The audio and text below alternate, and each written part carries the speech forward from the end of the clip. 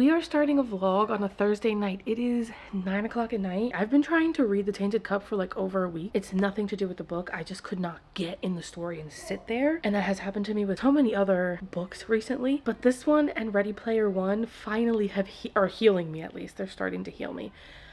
Ready Player One, Ready Player Two, just on a whim. Hold on, baby. I got Ready Player 2 on a whim today from Libby. That shit was serving. I read like the first 60 or 70 pages today.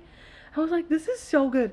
I really enjoyed Ready Player One. As somebody who plays video games and like, I just find that kind of stuff like cool and interesting. I really enjoyed that book. I think it's a great intro into sci-fi. If you have never read a sci-fi book, or if you've never read one and like you like video games and stuff like that, I think that Ready Player One is a great intro into the genre. So Ready Player Two is giving just as much as Ready Player One did. I think it's a mixture of Ernest Cline's writing and his character work. I think he just has like a really good hand when it comes to creating characters and making them feel realistic. Wade is fucking annoying.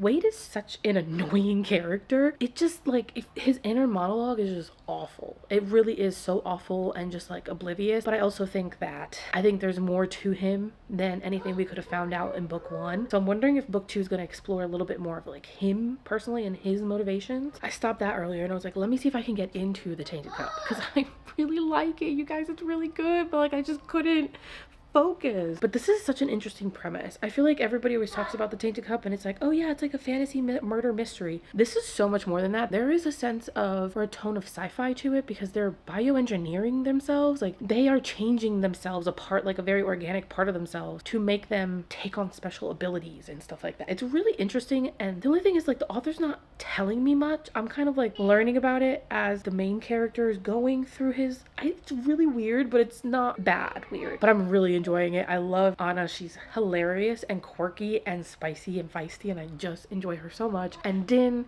has my whole heart. He's such a sweet kid and he's just trying to get by, but he's also just like, he has this like ruthless, bloodthirsty streak, and I want to see more of it. But it's interesting because Din is Anna's apprentice, and he's old for an apprentice because he, I guess, failed all his tests and then suddenly aced them, and then he got picked by Anna to be his apprentice, right? And he's an engraver, so he can basically, like, he has photographic memory, but like times 1,000. Like he goes to a scene and he can like visually in his brain remember everything that he witnessed, and then he goes back to Anna, and this woman takes what he tells her and uses that to basically solve these crimes, these mysteries. This one starts with a murder mystery, but already page 100, now we want to know why. We don't want to just know who, we want to know why. And we're finding out that there are people on the inside that are working against their own people, because this society lives behind walls that protect them from these leviathans. It's these like fungus things, sea monsters.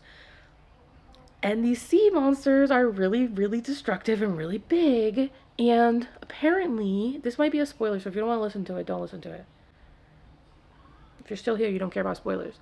Apparently, one of these leviathans broke past the wall, Armored Titan. And turns out in the investigation, they find out the wall was breached from within. Attack on Titan. And that is how the Leviathan kind of knew where to go in order to fully like breach past. I'm just saying. It's giving the first season of Attack on Titan. That's all I'm saying. Point is, this is so much fucking fun. I'm enjoying it. I'm really hyped. And that's why I started the vlog at 9 o'clock at night on a Thursday.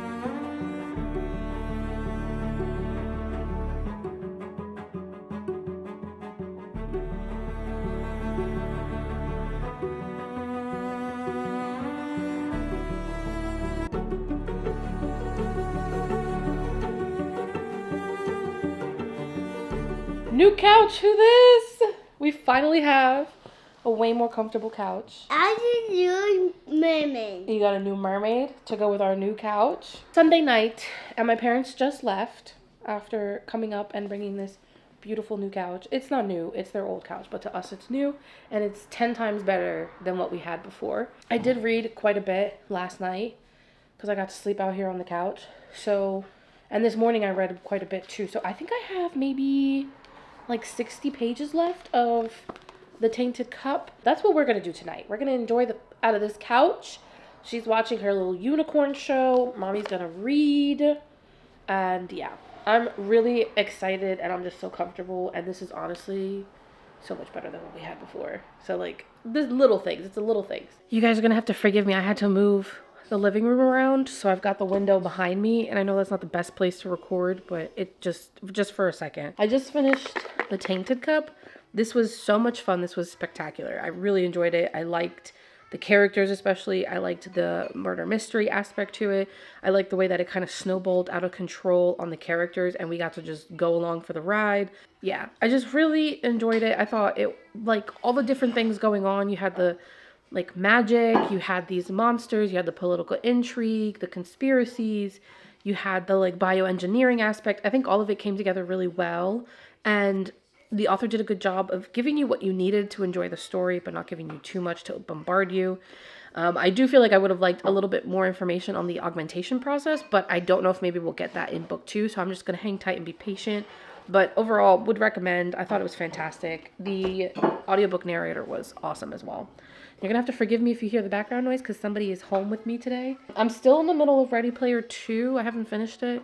I'm just kind of reading that one slowly. Been mostly doing it via audiobook, to be honest. So that one is just kind of like something I'm going to be reading as I'm reading other things. I don't know what happened. I was reading Ange Kills a King. I love the narrator. Her name is Moira Work. I love the way that she narrates, but it's not the book either. It's me. I don't think I want to start something brand new, even if it is just a standalone. I think I want to read something I'm a little bit more familiar with. I'm going to dive back into The Well of Ascension. I only got to chapter 4 the first time I picked it up, and then I put it down because I just like didn't want to read it at the time. I think I also just don't want to do an audiobook. I think that also could be contributing to what's going on. I don't know. I don't know what my deal is, but I just know that I'm in the mood for something I'm more familiar with, and I don't want an audiobook. I think I'd rather just listen to some like music in the background. So we're going to do Well of Ascension. And yeah, if you came here expecting any type of organization or adherence to any type of TBR, that's on you. You did it to yourself. Because me, the chaos, this is what we do here. This couch is 96 inches long. Why was she over here trying to get behind me? There's so much more couch. It's fine. Anyways, I have this pillow here in case I want to put my head back so I can read like this, because I literally, when I have cramps, I'm insufferable. Like, nothing makes me happy. I'm uncomfortable the whole time, so I'm just trying to give myself as much peace and comfort as I possibly can.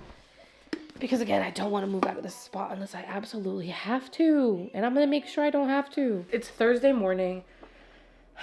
I, again, stayed up until like almost 12 o'clock reading. I'm at page 390. Literally stopped. I literally stopped right here at the page break.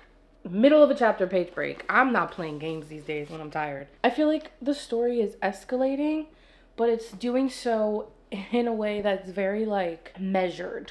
I don't even know how to explain it. I just feel like every so often I'm reading and I'm realizing like, oh my god, the stakes just got higher. Oh my Lanta, like I'm reading and I just feel like Brandon Sanderson is slowly adding more stress to the characters. He's adding more weight on their shoulders, and it's just really interesting watching how they react to that accumulating stress and those issues that just keep piling up for them. Like, okay, so this might be a spoiler for this book, so if you, or for book 1 too, if you don't want any spoilers, if you haven't read the Mistborn Era 1, the first trilogy, then you don't have to listen past this point. I'll timestamp when you can come back. But I just want to be able to speak about this, and I can't because I think it might be a spoiler for some people. So, if you don't like spoilers, if you haven't read the book, go away. Come back later. Anyways, so Vin is still trying to figure out who the spy is because the spy is a Kandra, or a Kandra. I'm going to say Kandra. And we know that the Kandra basically eat the person, the dead person, and then become the dead person. But they do it in like, they're really good at imitating, at becoming that person, right? So she's still looking to figure out who the spy is because they know they're there. She just doesn't know who it is. And it's just, I have put everybody under a microscope. Everybody is the Kandra except for Vin and Orsier, which doesn't make sense because he is a Kandra, but I don't think it's him because he's contracted to Vin. And I know, and he bugs me out because he won't talk about the contract and like, he won't talk about why he can't talk about the contract. So part of me is like, is he the spy and this is his way of like circumventing her investigation? You know what I mean? But you've got that issue, so I'm still trying to figure out who the fucking spy is because the spy is getting in the way. I want to understand Zane so much more. Like, he's the kind of character that I would love to read a book about.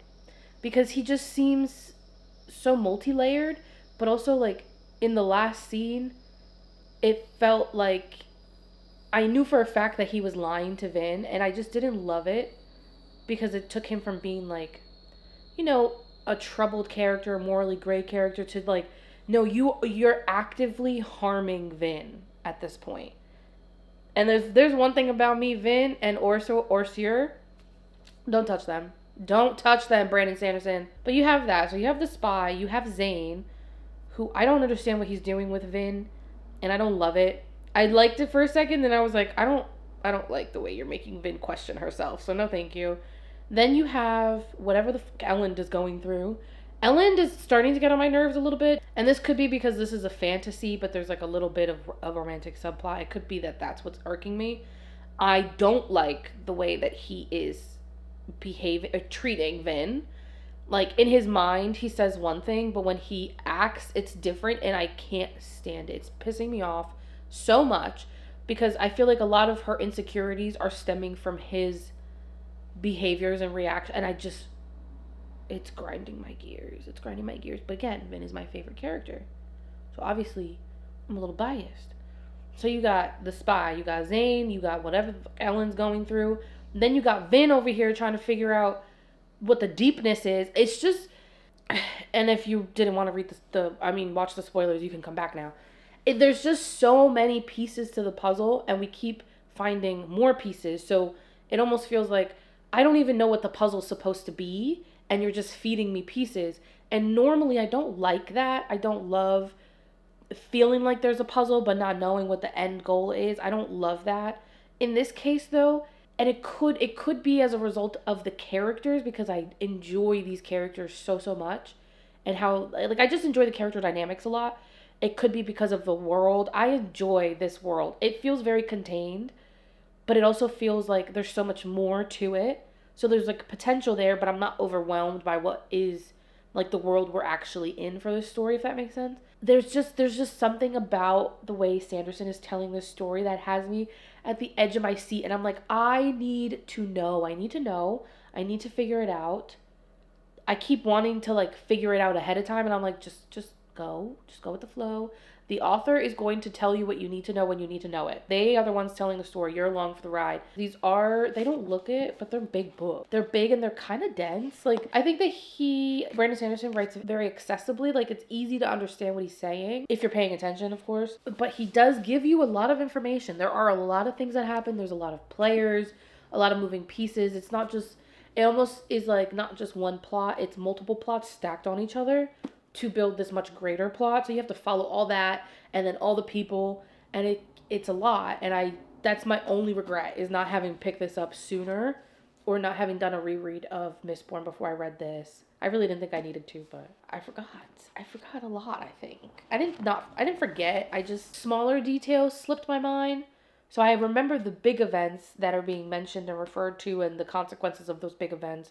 But some of the like smaller moments and details are being brought up as well. And I'm like, ooh, I like kind of remember, but like not really. And there's a piece of brown Play-Doh in the shape of a turd in the corner of my living room. And if there's one thing about having kids, it's never boring. It's never boring. I didn't know that I would miss boring sometimes. I never thought that I would appreciate being bored sometimes. The turd in question, in case you were wondering.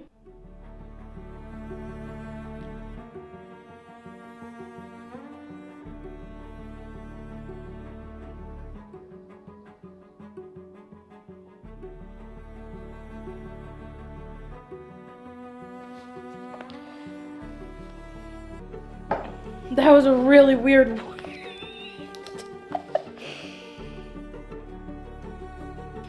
I was like, what? Like, why are you talking to him like that? That's not nice.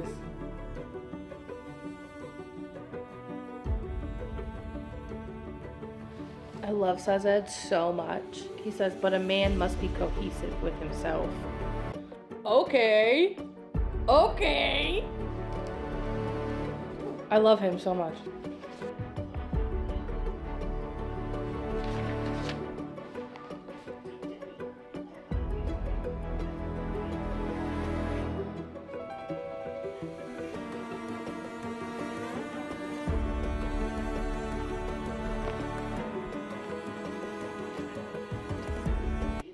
And that, folks, is going to be the end of this reading vlog that you guys spent the week with me, I think, at this point. I think I have about like 170 something pages of The Well of Ascension left, and I am going to be reading that tonight. I'll probably finish it tonight, to be honest. I'm excited. I'm excited, but I'm also scared. But I think the third book in this trilogy is the one where people get the most, like, torn up. So I'm really hoping Sanderson is gentle with me at towards the end of this one. But this is what we're going to be doing for the rest of the night. As always, thank you guys for your support. Thank you for watching the video, and I will see you for the next one. Happy reading.